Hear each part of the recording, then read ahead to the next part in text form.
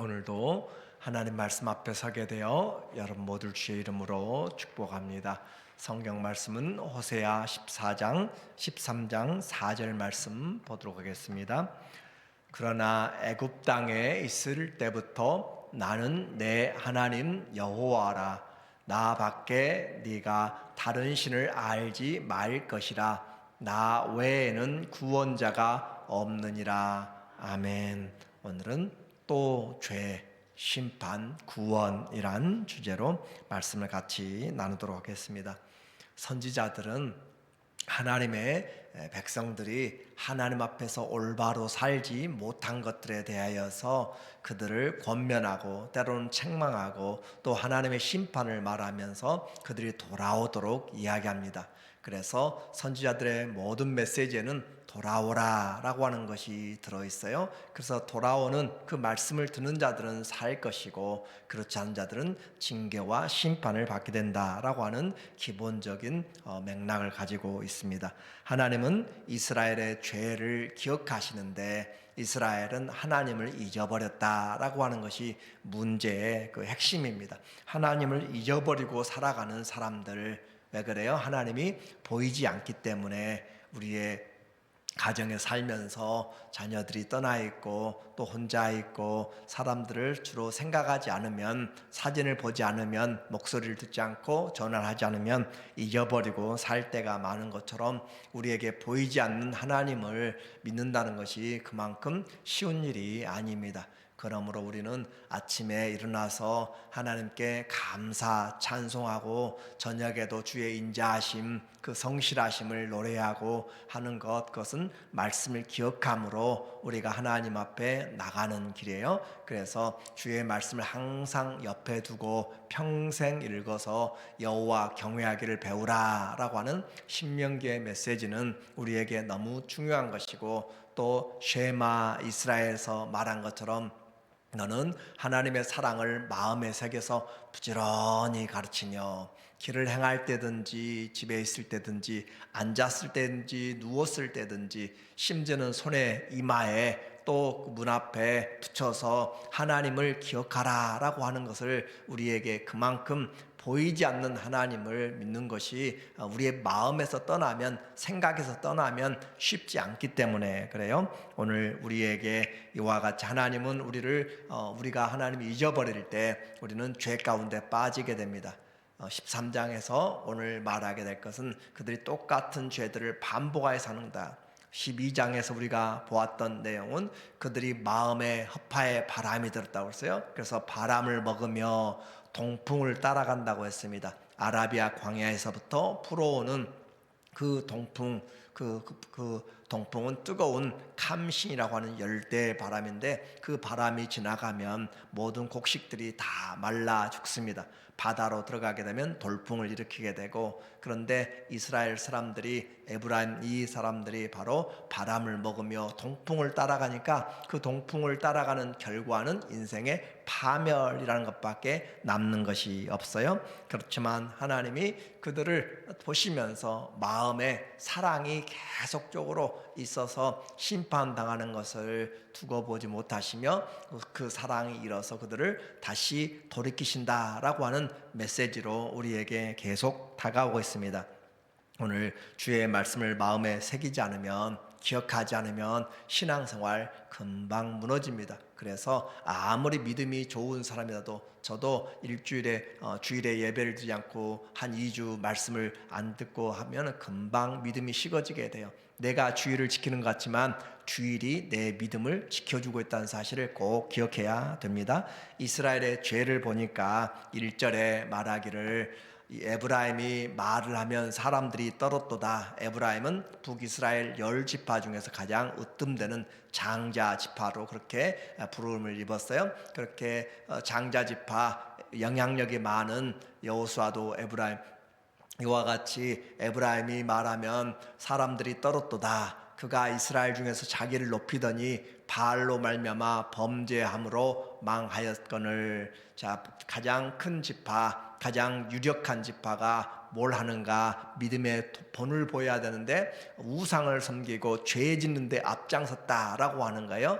남쪽으로 말하면 유다 지파죠. 그렇게 모범적이어야 될 사람들, 그 사람들이 아주 교만해져서, 그래서 이스라엘의 이 죄 교만함은 정말 어떻게 방법이 없습니다. 그와 같이 죄를 짓는데도 앞장섰다. 이제도 그들은 더욱 범죄하여, 자, 과거에도 지어왔어요. 그런데 지금도 여전히 더 범죄한다라고 하는 그 말은 하나님이 맡겨준, 자, 가정에도 장자가 잘 자리를 잡으면 동생들이 좀 문제가 있어도 그 가정 흔들리지 않습니다.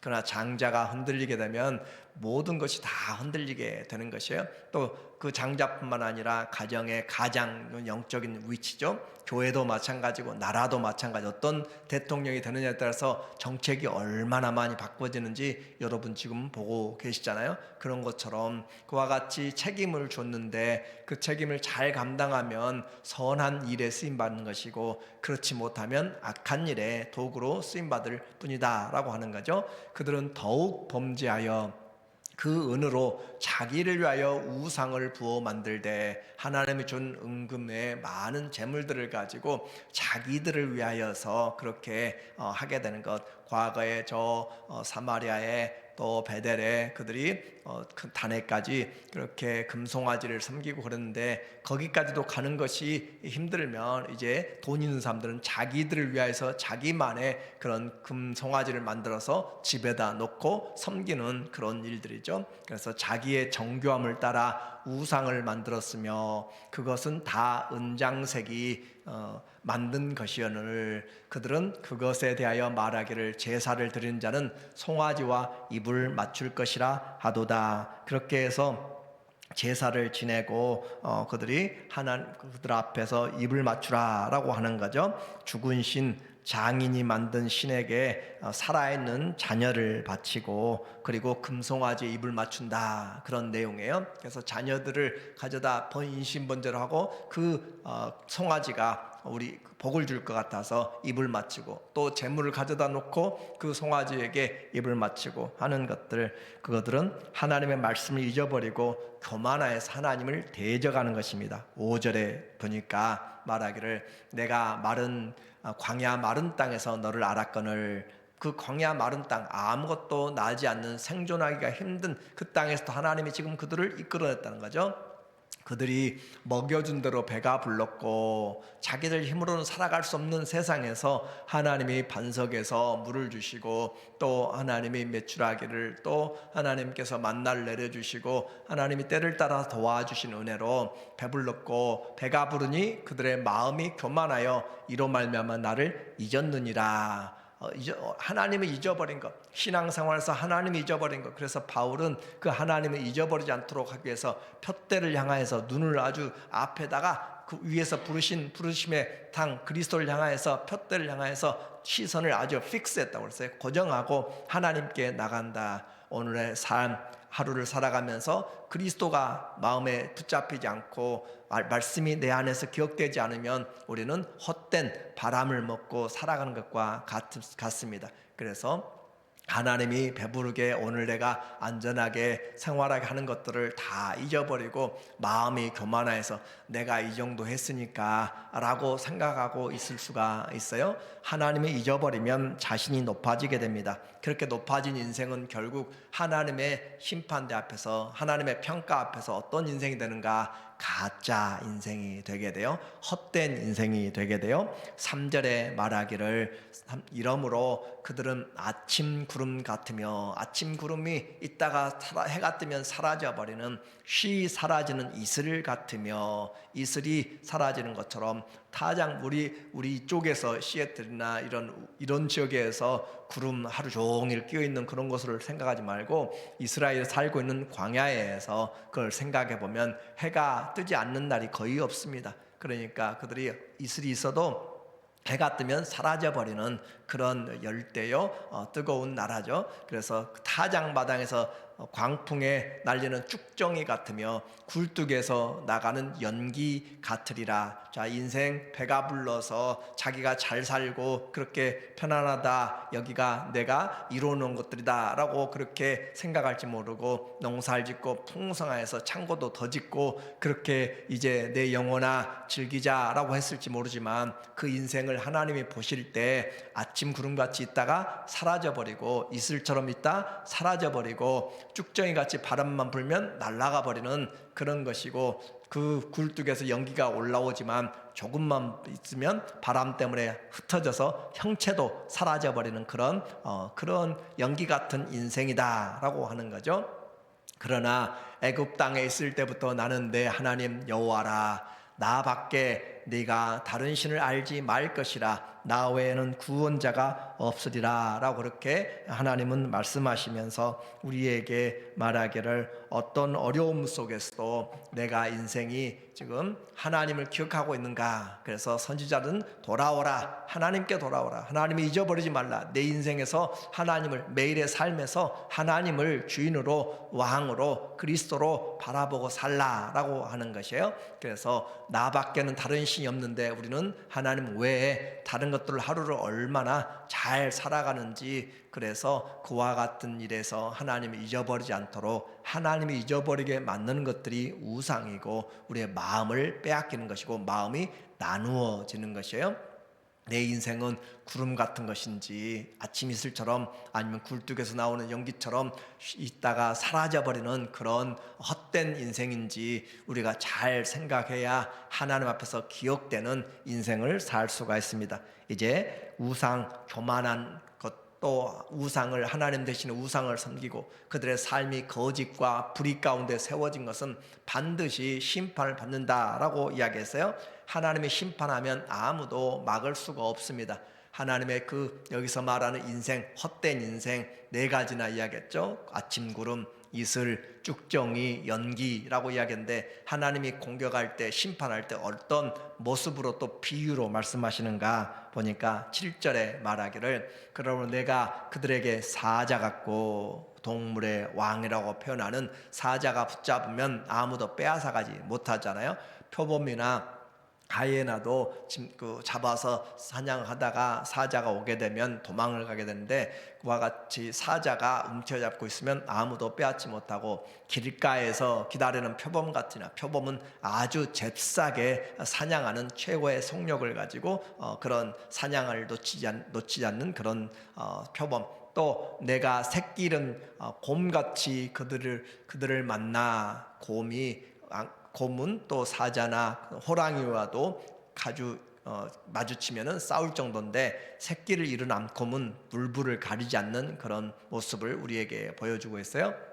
그의 염통 거풀을 찢고 거기서 암사자같이 그들을 찢으리라, 들짐승들이 그들을 찢으리라 라고 하면서, 하나님이 지금 헛된 인생에 대하여서 짐승의 가장 날카롭고 또 빠르고 또 그들의 잔인한 그런 모습들로 공격하는 그런 심판의 모습을 이야기합니다. 그래서 이스라엘은 하나님을 배반했기 때문에 이와 같은 결과들을 얻게 될 것이다, 호세아는 외치고 있는 거예요. 9절에 보니까, 이스라엘아 네가 패망하였나니, 그렇게 잘되고 하다가 마지막 때에 가면서 왕조가 무너지고 또 왕조가 무너지고 그렇게 해가면서 살육의 살육을, 반역의 반역을 일으키다 721년에 아수르에 의하여서 망하게 되는 그 사건을 말합니다. 네가 패망하였나니 이는 너를 도와주는 나를 대적함이니라. 하나님이 도와주고 하나님이 힘이신데 그 하나님을 배반하고 세상으로 가버렸고 우상으로 가버린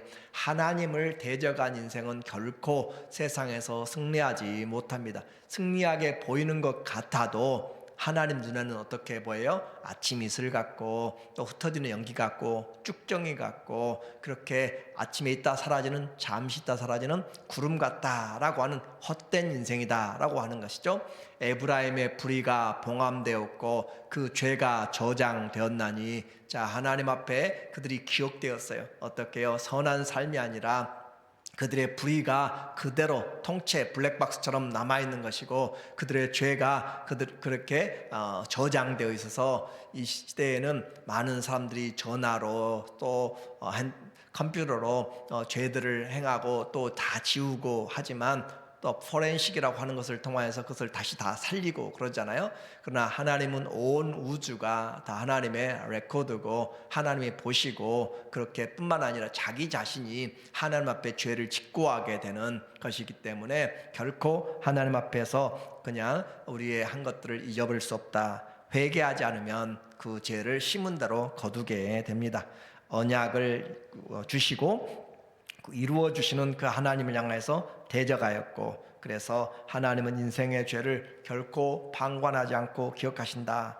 오늘 우리는 이와 같은 불의를 가지고 하나님을 심판하는데, 그럼에도 불구하고 호세아의 메시지, 또 이 선지자들의 메시지는 우리에게 다시 한번 소망을 주어요. 14절에 말하기를, 심판 중에서 긍휼을 주신 하나님, 내가 그들을 수월의 권세에서 속량하며 사망에서 구속하리니, 사망아 내 재앙이 어디 있느냐, 수월아 내 멸망이 어디 있느냐, 뉘우침이 내 앞에서 숨으리라. 이 말을 고린도전서 15장 55절에서 이 사도 바울이 말하는 거예요. 사망아 너의 쏘는 것이 어디 있느냐라고 이야기하면서 예수께서 부활의 권세로 사망을 이기시고 부활했다라고 하는 것으로 그렇게 이 말을 바울이 이야기를 하고 있습니다. 그러므로 우리의 죄가 많을지라도 주님 앞에 돌아오게 되면 사망의 능력들이, 재앙들이 그리스도 앞에서, 생명의 말씀 앞에서 다 무너지게 되고, 죄와 사망의 법에서 우리를 깨끗게 하시는 성령의, 그리스도와 그 성령의 법이 우리를 주관하게 된다라고 말씀하는 거죠. 오늘 선지서는 우리에게 말하기를 심판과 구원의 메시지가 함께 있습니다. 선지자는 입만 열면 그들의 죄를 지적하면서 돌아오라 라고 하는 것이야. 돌아오라, 말씀을 듣고 거기서 끝나지 말고 주께 돌아오라. 그래 하시면 하나님, 구원의 하나님이 우리를 지키시고 우리로 하여금 열매를 맺게 하고 하나님께서 끝까지 지켜주시는 그런 은혜를 입게 된다라고 하는 거죠. 그래서 그 하나님이 잊어버린 인생, 굴뚝에 나는 연기처럼 쉬 사라져버리고 헛되고, 결국 하나님이 성난 그 표범처럼, 곰처럼, 사자처럼 공격하는 그런 하나님의 심판에 나가지 말고 하나님께 돌아오라. 그리하면 살게 된다. 오늘 신앙생활에서 하나님을 기억하는 방법, 주의 말씀을 마음에 새겨야 항상 그리스도의 말씀이 내 안에 풍성히 거하게 하여, 하나님의 말씀이 내게 있어야 살아있어야, 그래서 하나님이 내 안에 계심을 믿음으로 알고, 그 믿음으로 그리스도가 내 안에 계신 것, 믿음으로 하나님이 우리 안에 계신 것을 알기 때문에 주의 말씀을 가까이 하며 또 주님을 따라서 기도함으로 주께서 우리와 동행하고 늘 나와 함께 하시는 그 하나님을 기억함으로 우리의 인생이 그리스도로 말미암아 많은 열매를 맺기를 예수님의 이름으로 축원합니다. 아멘. 하나님 아버지, 오늘도 돌아오라고 말씀하시고 주님 앞에 나와서 주님을 기억하라고 말씀하시는 그리스도의 말씀 앞에 우리 모두 다시 주님께 돌아갑니다. 서럽게 하여 주시고 하나님을 기억함으로 겸손한 마음 주시고 하나님을 신뢰함으로 끝까지 이 사랑, 이 은혜, 이 구원의 은혜를 하나님 앞에 받고 전할 수 있는 은혜의 증거자들이 다 되게 하여 주시옵소서. 예수님의 이름으로 기도합니다. 아멘.